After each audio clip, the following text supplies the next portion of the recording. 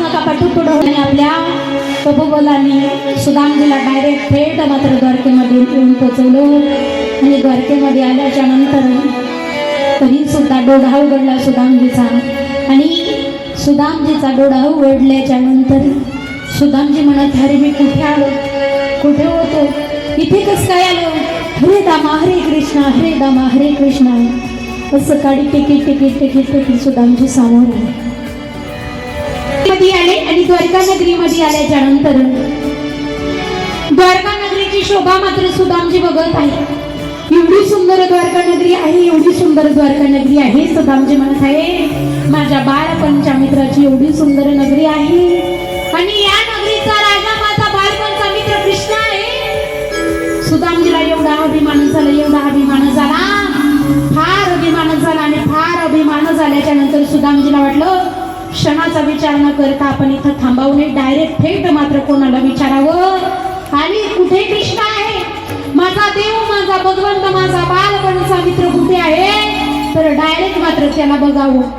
आज सुदामजी दाराजवळ आले आणि दाराजवळ आल्याच्या नंतर सर्व द्वारका नगरीमधले लोक बघत आहेत कोण असेल. अंगावरती अंगभरून कपडे नाही पायामध्ये चप्पल नाही काठी टेकी मात्र हे आलेले आहे कोण असेल विचाराव का परंतु विचारण्यासाठी कोणी समोर जात नाही. आज ज्यावेळेस सुदामजी दाराजवळ आले आणि दाराजवळ आल्याच्या नंतर दोन द्वारपाल मात्र सुदामजीला दिसले आणि द्वारपाल आज मनामध्ये विचार करत आहे अरे काय गरीब परिस्थितीमध्ये काय कोणी भिकारी असेल. नमस्कार मित्रांनो, स्वागत आहे एका नवीन व्हिडिओमध्ये अल्टिमेट टॉक्स मराठी या यूट्यूब चॅनलवरती. मी विनोद जमनारे आपणा सर्वांचे हार्दिक स्वागत करत आहे. मित्रांनो, साई मंदिर देवस्थान सानी गुरुजी नगर वर्धा येथे गेल्या 6 दिवसापासून श्रीमद भागवत कथा सुरू आहे आणि आपल्या सुमधुर वाणीतून श्रीमद भागवत कथा सांगणाऱ्या प्रवक्त्या हरिभक्त परायण माननीय प्रतिभाताई पाटील यांच्या सुमधुर वाणीने येथील नागरिक मंत्रमुग्ध झालेले आहेत.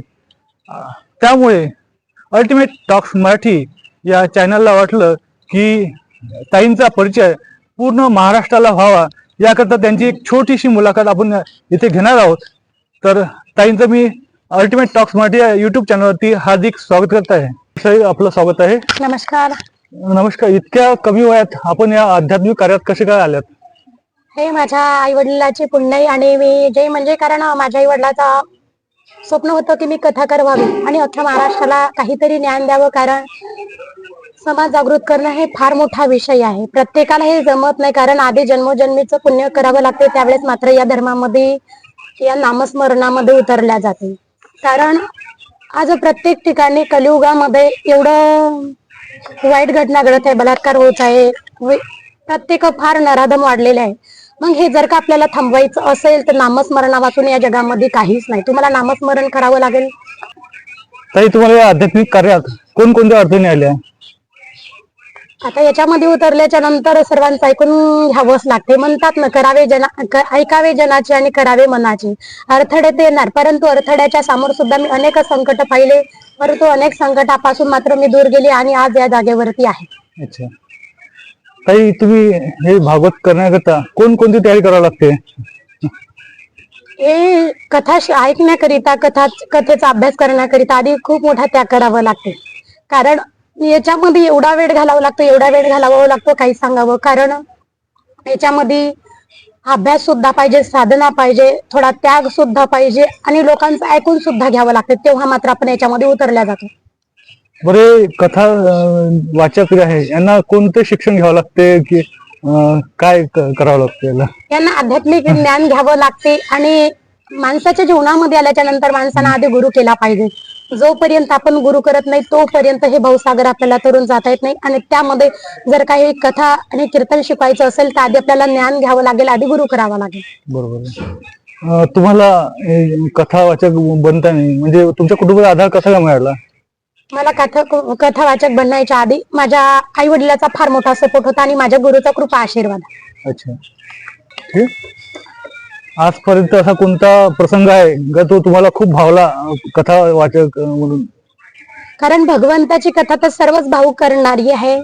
माणसाच्या जीवनामध्ये आल्याच्या नंतर एकदा तरी प्रत्येकाने श्रीमद भागवत कथेचं श्रवण केलं पाहिजे. कारण राजा परीक्षितने 7 दिवसामध्ये श्रवण भक्ती केली आणि त्यांना मुक्ती मिळली. तसंच आपल्याला सुद्धा वाटत असेल हा भवसागर तरुण जावा, श्रीमद भागवत कथा त्यासाठी श्रवण करावी लागते. आणि याच्यामध्ये फार मोठमोठे प्रसंग आहे. प्रत्येक भावना, आपल्याला प्रत्येक क्षण, प्रत्येक कथा आपल्याला भावुक करून जातात. आजच्या तरुण पिढीकरता तुम्ही काय संदेश द्याल? त्यांना एकच सांगणार आहे की हे जे व्यसन आहे, खरे म्हणा, पुड्या म्हणा किंवा दारू म्हणा, यापासून तुमची वासना दूर ठेवा. जर तुम्हाला सामोर जायचं असेल, काहीतरी तुम्हाला क्वालिटी कमावू लागेल, ज्यावेळेस मात्र तुम्ही क्वालिटी कमावसाल त्याच वेळेस मात्र तुम्हाला लोक चांगले म्हणतील, नाही तर काहीच नाही. कारण व्यसन करून आजपर्यंत कधीच कोणाचं भलं झालं नाही आणि होणार सुद्धा नाही. बरोबर. बरं, आजच्या धकाधकीच्या जीवनात सर्व व्यक्ती त्रस्त आहे आणि यात आध्यात्मिक जे कथा ऐकण्याचं त्यांना काय महत्व आहे?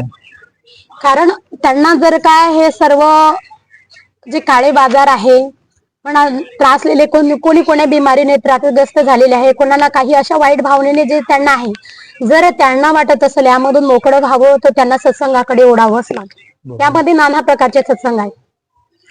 आगामी काळात तुमचं काय ध्येय आहे? आगामी काळामध्ये माझं एकच ध्येय आहे, सर्व समाज सुधारावा आणि आमच्याकडून जेवढं मोठं कार्य होईल तेवढं आम्ही कार्य त्यांना करू. साई मंदिरात तुम्ही गेल्या 6 दिवसापासून सतत भागवत करताय. ते साई मंदिर सानेगुडी नगर वर्धा येथील तुमचा काही चांगला अनुभव? मला इथे फार मोठा अनुभव मिळाला. कारण इथे स्त्री शक्तीचा फार मोठा जागर आहे. इथे प्रत्येक स्त्रीने हातभार लावला म्हणून इथे भव्य दिव्य सप्त्याचं नियोजन करण्यामध्ये आलं. एवढं मंदिर सुंदर आहे, इथे रमणीय सुंदर वातावरण आहे, इथे व्यसन वगैरे काही दिसत नाही मला. आणि इथे आल्याच्या नंतर असं मला वाटतं की मी वृंदावनामध्ये आली. बरोबर. इथल्या भक्तांसाठी तुम्ही काय संदेश द्याल?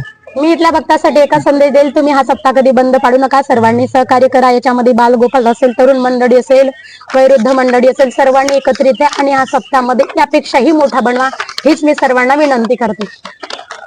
तर एक हलका फुलका प्रश्न असा आहे, जर श्रीकृष्ण तुमच्यासमोर आले तर तुम्ही त्यांना काय मागाल? भगवंत जर का माझ्या पाठीमागे आले आणि भगवंताचा आशीर्वाद माझ्या पाठीमागे भरपूर आहे, मी भगवंताला काहीच मागणार नाही. मी त्यांना एकच मागेल की मला असाच आशीर्वाद द्यावा आणि मी लोकांना असंच ज्ञान द्यावं. आणि त्यांनी तुम्हाला एकच इच्छा पूर्ण करायची संधी दिली तर तुम्ही काय कराल? तर मी स्वतःसाठी काहीच नाही मागणार, या समाजासाठीच मागणार. कारण आमच्या ज्ञानोबारायांनी आजपर्यंत समाजासाठी जगले. कारण छत्रपती शिवाजी महाराज हे सुद्धा समाजासाठी जगले, या जगासाठी जगले. तुमचा आवडता श्लोक कोणता? सच्चिदानंद रूपाय. दिवसातून किती वेळ साधना करता तुम्ही? कमीत कमी 4 ते 6 तास. आवडतं कीर्तन, अभंग? क्षणोक्षणी ह्याची करावा विचारा. छान. आणि जीवनात एक मोठं स्वप्न? माझं मोठं स्वप्न हेच आहे की सर्व समाजाने मोठं कर्तव्य करावं आणि प्रत्येकाने नामस्मरण करावं आणि आमच्या देवाला आठवावं प्रत्येक क्षणामध्ये, प्रत्येक घडीमध्ये. माझा एक असा प्रश्न होता, मी जेव्हा मोटिवेशनल स्पीकर बघतो तर ते सांगतात की तुम्ही खूप पैसा कमवा, हे करा. आणि जेव्हा मी आध्यात्मिक कीर्तन ऐकतो तर महाराज सांगतात की तुम्ही त्या पैशाचा त्याग करा आणि फक्त आध्यात्मिक करा. तर आम्ही कोणाचं ऐकायचं? ते बरोबर आहे ना. या जीवनामध्ये, मनुष्याच्या जीवनामध्ये आल्याच्या नंतर पैसा सुद्धा कमवणं हे गरजेचं आहे. जोपर्यंत आपण पैसा कमवत नाही तोपर्यंत आपलं घर चालणार नाही. जर का आपल्याला घर चालवायचं असेल, कुटुंब चालवायचं असेल, तर आपल्याला पैसा सुद्धा फार मोठा गरजेचा आहे. पैसा सुद्धा कमावा लागते. त्याचबरोबर संकीर्तन सुद्धा, नामस्मरण सुद्धा आपल्याला करता येतो आणि त्यामधून फार असे विचार घेता येते आपल्याला. भक्ती सुद्धा तेवढीच केली पाहिजे आणि कामं सुद्धा अंतःकरणापासून तेवढेच केले पाहिजे. बरोबर आहे. ताई, तुम्ही एवढे सुंदर विचार आमच्या चॅनलला सांगितले तुमचं, आणि तुम्ही 6 दिवसापासून सतत भागवत करताय. आमच्या वर्धा साई मंदिर सानेगुडी येथील जे रहिवासी आहे ते मंत्रमुग्ध झालेले आहे तुमच्या या भागवत कथेतून. तर तुमचं खूप खूप अभिनंदन करतो मी. आणि एवढ्या लहान वयात तुम्ही एवढं मोठं कार्य केलेलं आहे, तर हे कार्य अविरत राहावं यासाठी. आत्ताच माननीय हरिभक्त परायण प्रतिभाताई पाटील यांनी सुंदर अशी मुलाखत दिलेली आहे.